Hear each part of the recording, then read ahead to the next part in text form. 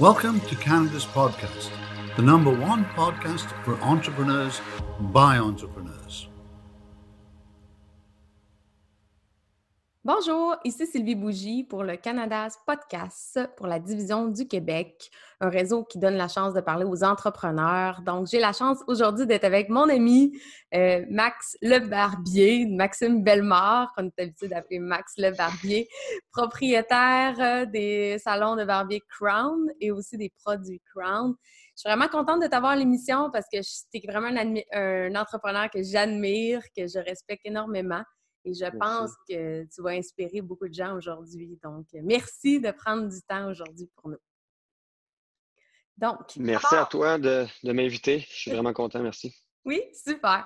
On va commencer avec, dans le fond, explique-nous un peu le salon de Barbier Crown. Qu'est-ce que c'est? Si tu peux nous parler aussi un peu du parcours en lien avec ça là, pour mettre en contexte les auditeurs. Les salons de Barbier Crown, en fait, c'est une chaîne corporative de salons de barbier qui donne des services, bien entendu, de coiffure. On a 9 succursales, on a tout près de 50 barbiers qui travaillent pour le brand. On est aussi à l'arrière de tout ça une école, donc on engage les gens dans une formation qui vont les amener à développer leur carrière comme barbier. Donc, je dirais qu'à peu près 90-95% du staff que vous allez voir dans un salon de Barbier Crown, c'est du monde qui ont parti de zéro, qui n'avait aucune expérience, qu'on a formé de A à Z. C'est un programme qui dure à peu près 8 mois normalement, généralement.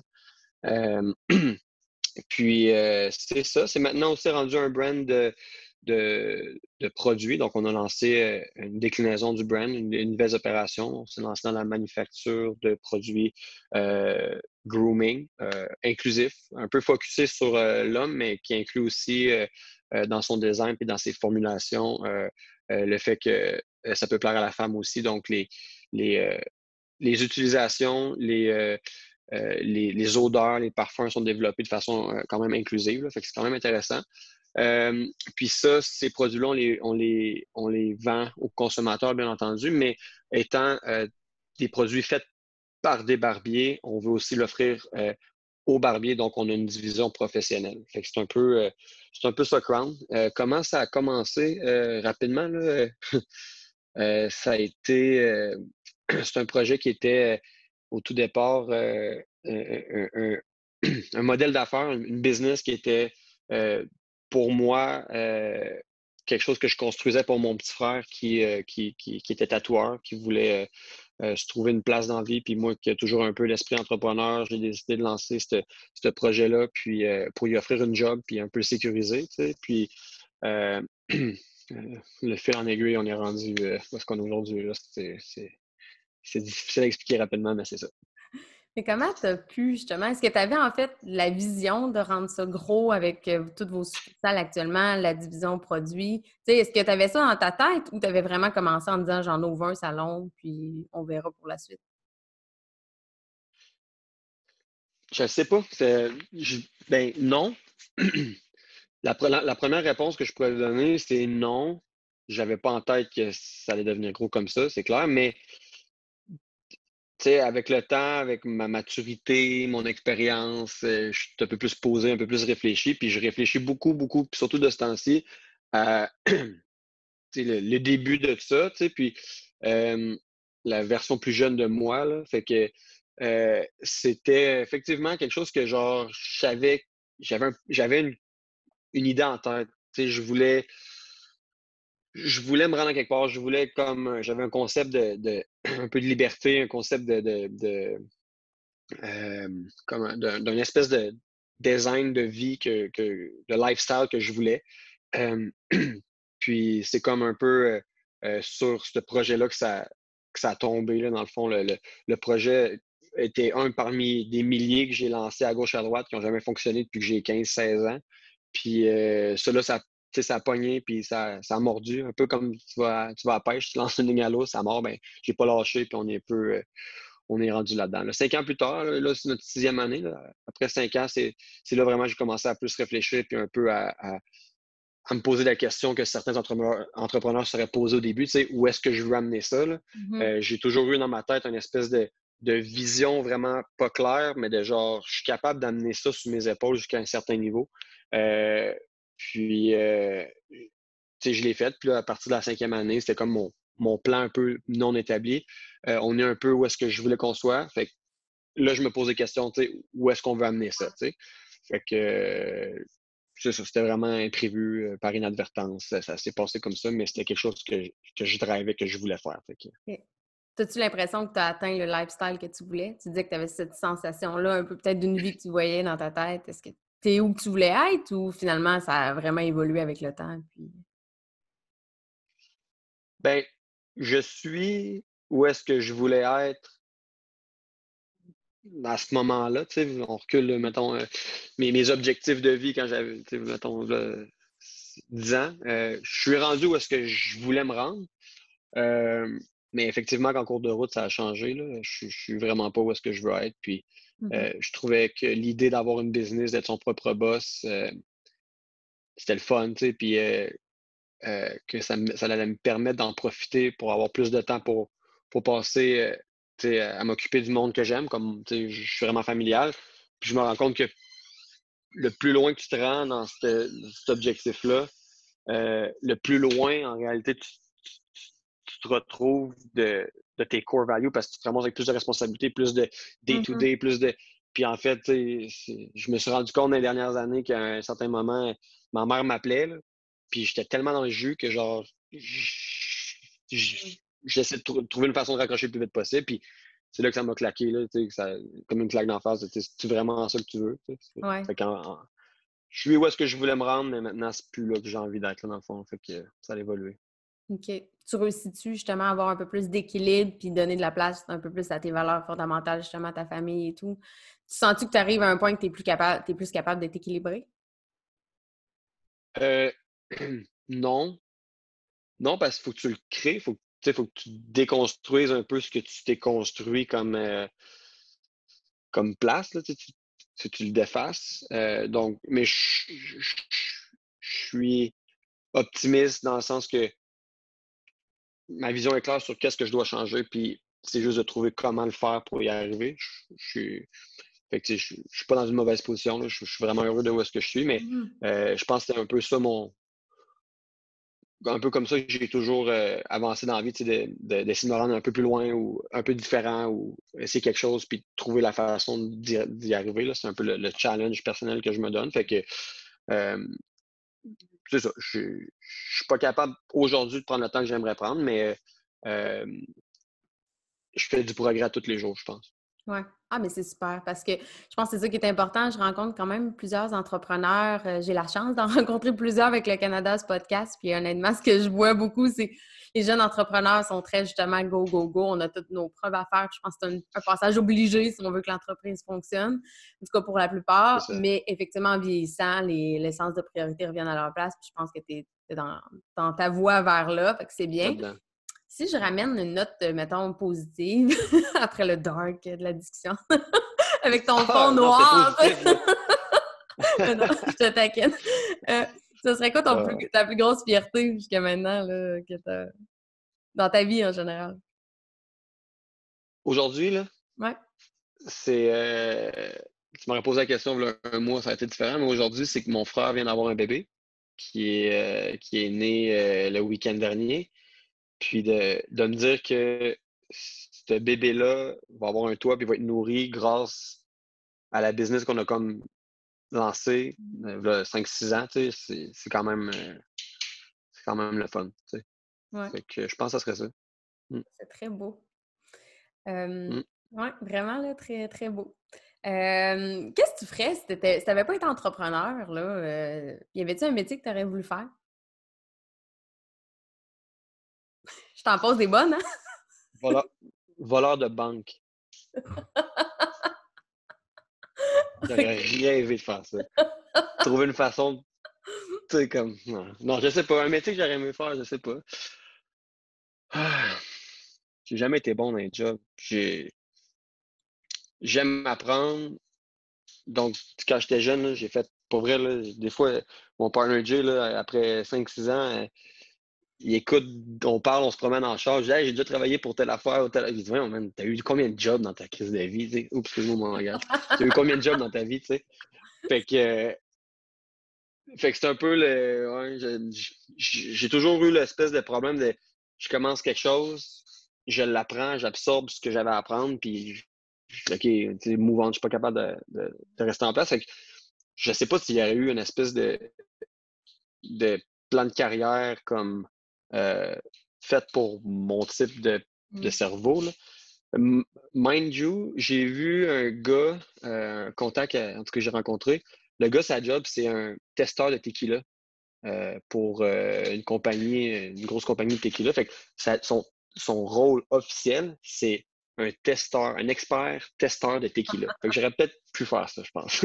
Je pense que oui. Quand j'étais jeune, je voulais tester de la bouffe, moi aussi. J'avais appris ça dans le cours d'école quand on Ah, pouvait tester de nice. la bouffe. J'ai dit, ah, wow, ça a l'air malade. Ouais. Ça aurait été bon pour tester de Mais la tequila. Ah, ça se prend-tu avec un cigare, ça, la tequila? mais- Ou, pas tant, hein? j'espère. Ouais, ça, ouais. Mais c'est drôle parce que la réflexion, je l'ai eue, puis c'est cool que toi, ce job-là, cette possibilité-là, tu te l'as fait dire quand tu étais jeune, mais moi, j'ai pas eu. Hmm. On dirait que quand j'ai su que c'était une job possible, je me suis comme un peu remis en question. Je me suis dit, tu sais, si à l'école, il me l'avait dit que c'était possible, là, j'aurais sûrement genre, été le meilleur testeur de tequila. Là. Mais à l'école, il me disait que je peux devenir tu sais, comme tout le monde. Là, tu sais. Puis ça m'intéresse pas d'être comme tout le monde, mais tu sais, d'avoir eu une espèce de vision de quelque chose de complètement Ouais. sordide ou un job complètement tu sais, que tu peux pas t'attendre. Hey, j'aurais aimé ça me faire dire ça. J'aurais vraiment, tu sais, j'aurais sûrement resté aux études plus longtemps. En tout cas.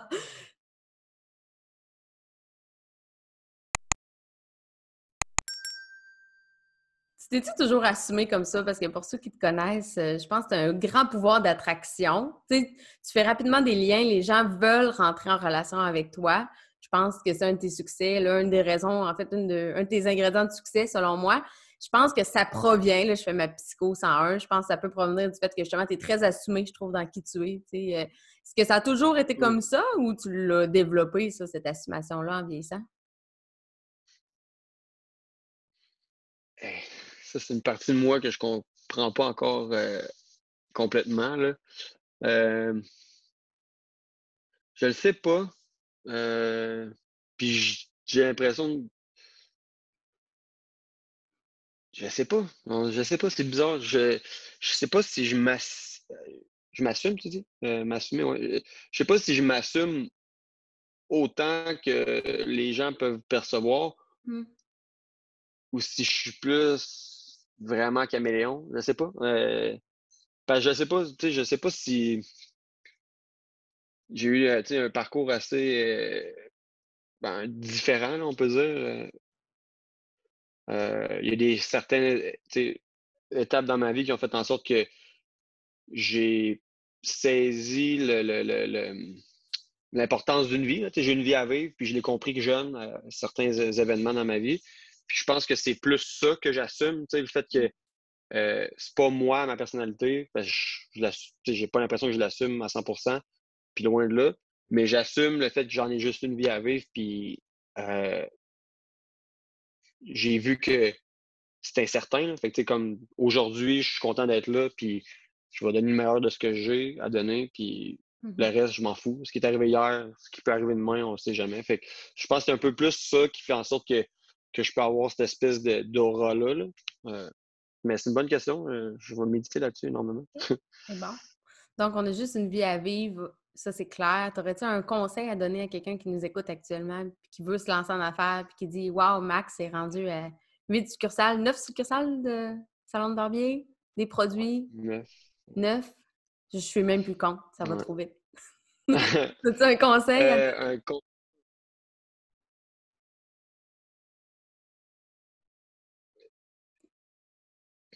bonne question. Euh, Vas-y, tu sais, fais-le, puis je pense que le bonheur va vraiment se trouver dans, dans ton, dans ta relation avec l'inconfort. Puis je pense que c'est là la clé, là. Moi, j'ai appris que peu importe la pire situation, on est toujours capable de se relever. Donc, à partir de ce point-là, tu sais, juste fonce, fais ce que tu as à faire, puis deal avec le reste après, parce que tu en as juste une vie à vivre, justement. Puis de la passer dans le confort va t'empêcher de faire ce que tu aurais aspiré, tu sais, ce que tu aurais rêvé de faire, là. Euh, Fait que je pense que c'est pas mal ça. Trouve une façon d'avoir une bonne relation avec l'inconfort pour que tu sois appelé à sortir de ta zone de confort plus souvent. Ouais, c'est bon. C'est un très bon conseil, Maxime. Tu as des associés avec toi. Moi, j'aime tout le temps ça, parler un peu de la relation des associés, parce que je sais que ça peut être compliqué des fois. Comment tu vis ça, toi, avoir des associés, les pour, les contre, les apprentissages peut-être que tu as pu faire avec ça? Euh, c'est tough parce que euh, et- étant quelqu'un qui sort de sa zone de confort, qui fait des choses que je crois que certaines personnes sont plus réticents ou plus calculés à faire, je le fais comme ça m'a mis dans une position où ce que je suis aujourd'hui parce que je me suis mis dans un inconfort extrême pour y arriver. Puis j'ai pas eu le confort, si on veut, d'avoir une espèce de j'ai pas d'études, j'ai pas de ce que je dois apprendre, je l'apprends sur le tas. Puis les relations, partnership, tout ça, c'est quelque chose qui vient ajouter un challenge dans tout ça, là, parce que tu sais pas nécessairement comment gérer une situation. Euh, Tes partners s'appuient sur toi, puis tu dois répondre à eux, mais en même temps, tu sais comme pas trop. C'est comme une espèce de bizarre sentiment, là. C'est tough, mais en même temps, je serais pas capable de le faire tout seul. Fait que pour moi, c'est la force d'une équipe, je pense, qui fait la force d'une business. Puis c'est définitivement challengeant, mais je pense que c'est nécessaire, là. C'est très nécessaire. Pour aller plus loin, dans le fond. Pour ajouter, Ouais. je lis beaucoup sur dernièrement, là, puis j'écoute des podcasts d'un gars, Guy Raz, en tout cas. Puis OK. c'est cool, le podcast, ça s'appelle How I Built This. C'est des entrevues avec les entrepreneurs, mais des grosses compagnies, là. Puis ils focusent sur leur parcours, mais d'une façon où est-ce qu'il fait le highlight sur les moments les plus difficiles dans leur histoire, tu sais, Mhm. dans leur lancement de business. T'as des compagnies qui se vendent à 100 millions, 200 millions, mais à un moment, tu sais, il se fout un peu de la transaction de 100 millions, mais il va se concentrer sur la période où est-ce que le fondateur est en position fétale sur le plancher en train de pleurer, là, tu sais. Mhm. Euh, Fait que c'est intéressant. Puis il parle beaucoup des esprits fondateurs puis les esprits entrepreneurs, là.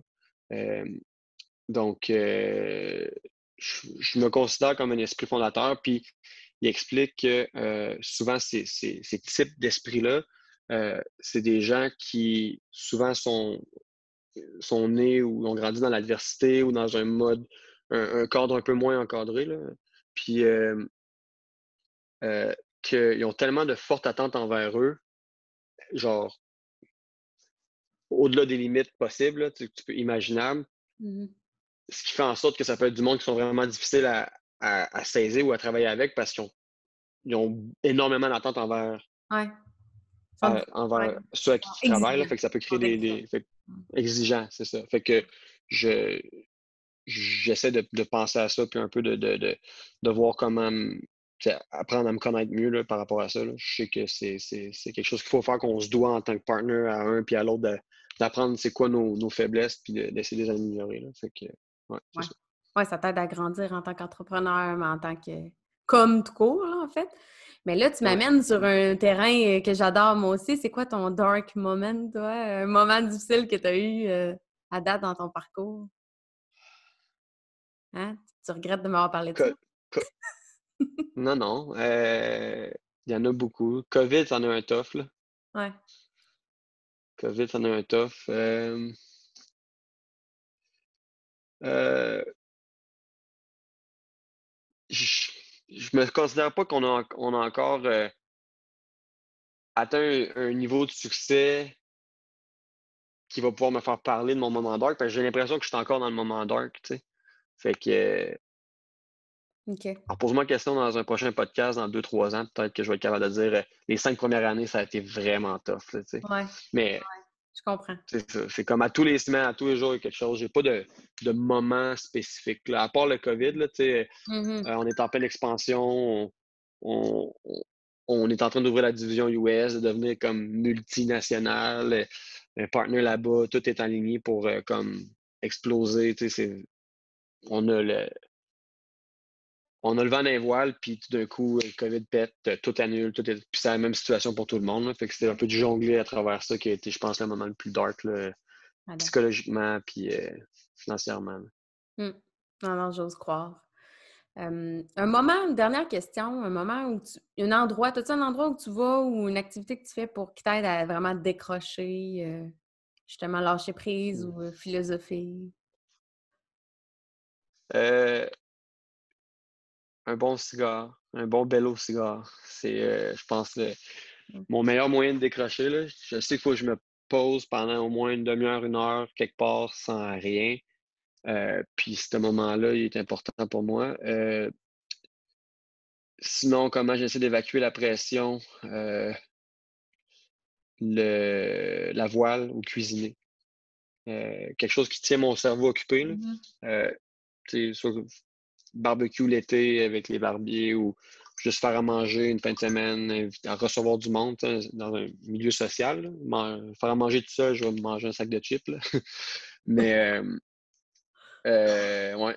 Puis la voile, j'adore la voile et naviguer, fait que c'est un moyen que j'ai pour me sortir un peu complètement de ma zone de confort puis être à la merci de la nature, là. Fait que, Ouais, ouais. ouais, ouais. Ah, c'est bien.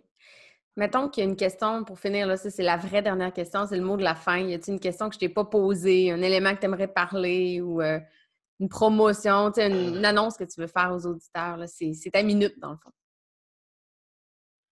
Oh, là, OK.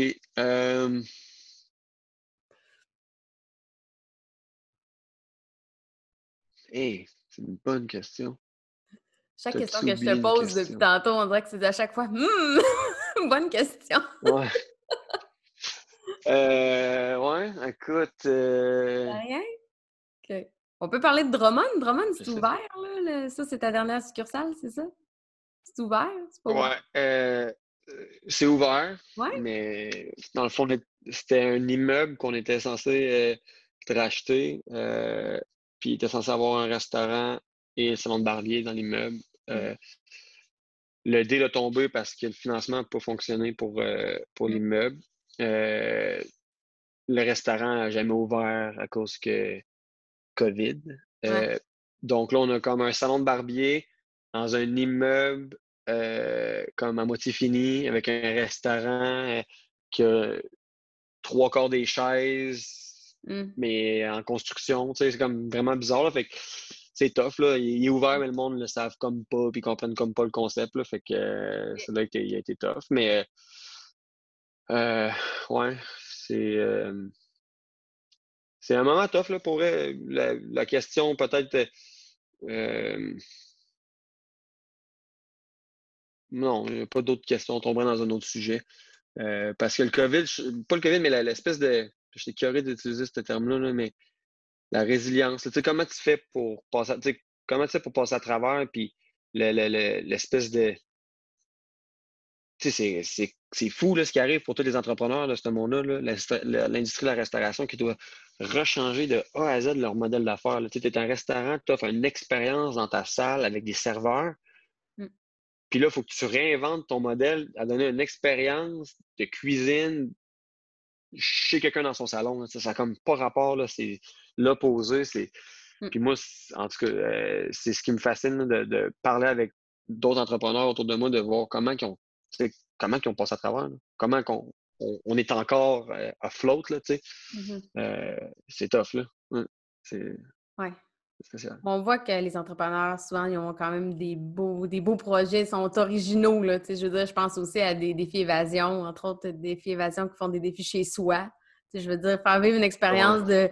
T'es poigné dans une salle pendant 1 heure, Ouais, puis là, non, tu c'est fais vrai. faire ça chez les gens. Ça aussi, c'est particulier. Je pense qu'il y a Ah ouais, des c'est beaux malade, là. modèles ouais, de résilience, comme tu dis, Ouais. effectivement. Ben, c'est bon, mais garde, lâche pas. Je Mm. sais de te connaître que tu vas aussi sortir de là grandi. Tu vas juste avoir des nouvelles idées pour la suite. Mais sinon, moi, j'invite les gens quand même à consulter Crown. Crown, K-R-W-N pour les gens qui se le demandent. Donc, Crown, des salons à Mhm. Saint-Georges, Trois-Rivières, Montréal, Québec. Donc, c'est vraiment une belle entreprise.